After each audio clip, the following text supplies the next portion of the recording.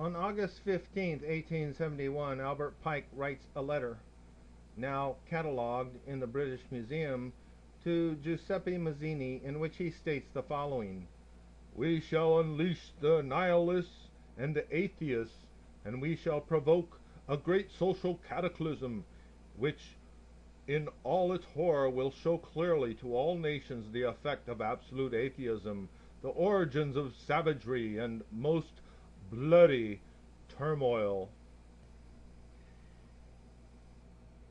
Then everywhere the people will be forced to defend themselves against the world minority of the world revolutionaries, and will exterminate those destroyers of civilization and the multitudes disillusioned with Christianity, whose spirit will be from that moment without direction and leadership, and anxious for an ideal, but without knowledge, and where to send its adoration will receive the true light through the universal manifestation of the pure doctrine of Lucifer, brought finally out into public view.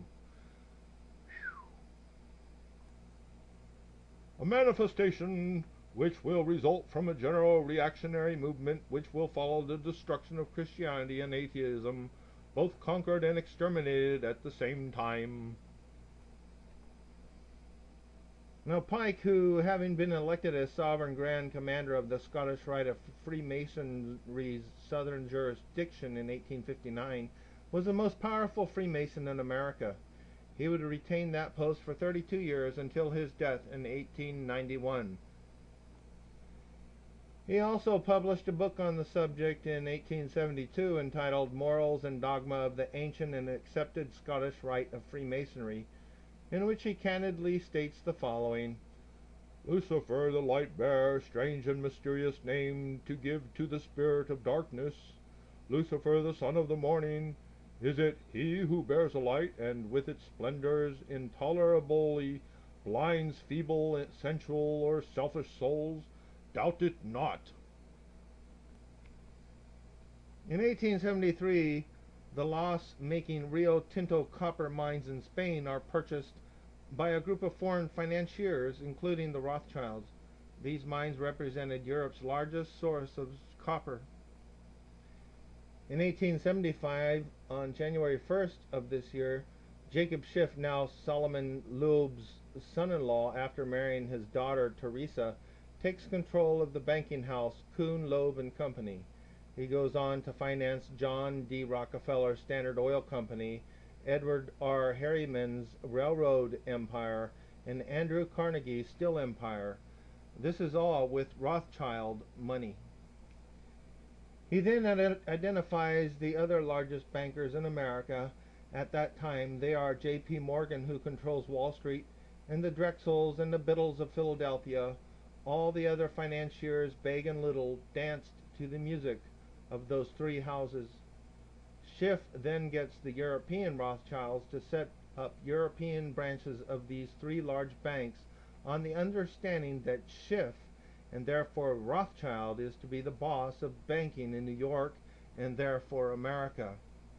By the way, this J.P. Morgan character is where they get the little money man in the Monopoly game.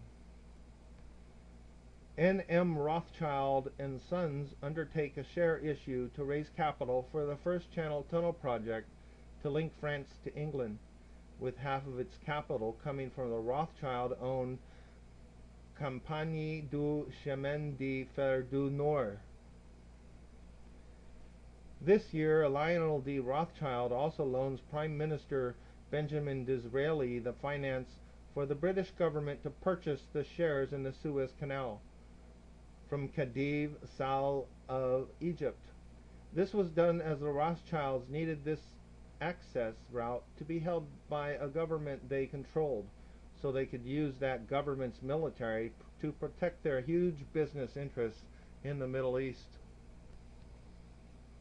In 1876, Otto von Bismarck states, "The division of the United States into two federations of equal force was decided long before the Civil War by the high financial power of Europe.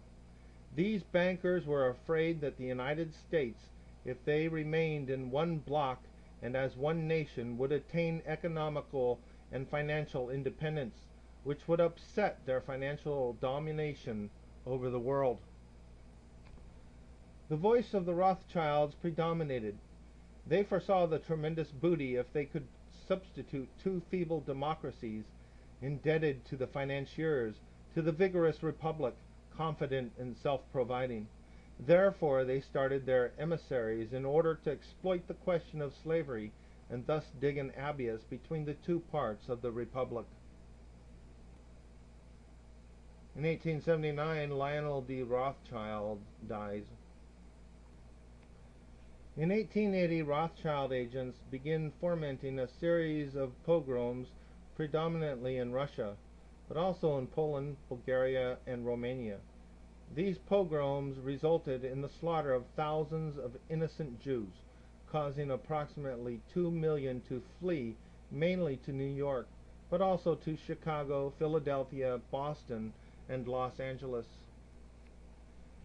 The reason these pogroms were initiated was to create a large Jewish base in America, who when they arrived would be educated to register as Democrat voters.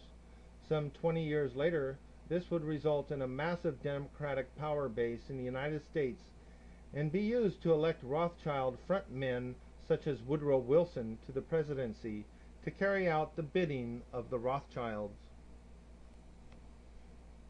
In 1881, President James A. Garfield, the 20th President of the United States, who lasted only 100 days, states 2 weeks before he is assassinated, "Whoever controls the volume of money in our country is absolute master of all industry and commerce, and when you realize that the entire system is very easily controlled, one way or another, by a few powerful men at the top, you will not have to be told how periods of inflation and depression originate."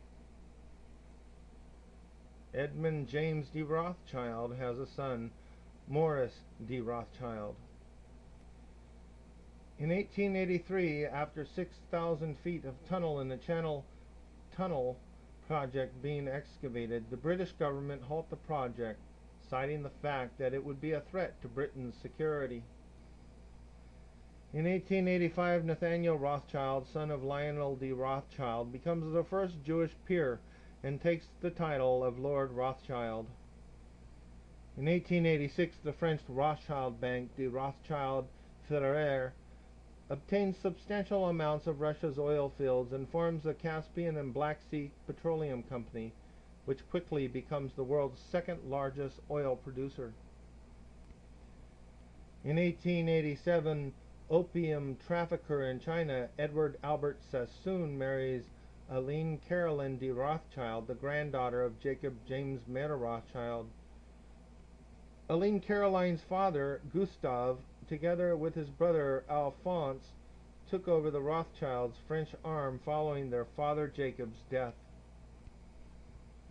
The Rothschilds financed the amalgamation of the Kimberley diamond mines in South Africa. They subsequently become the biggest shareholders of this company, De Beers, and mine precious stones in Africa and India. In 1888, Naomi Halphen, future wife of Maurice de Rothschild, is born.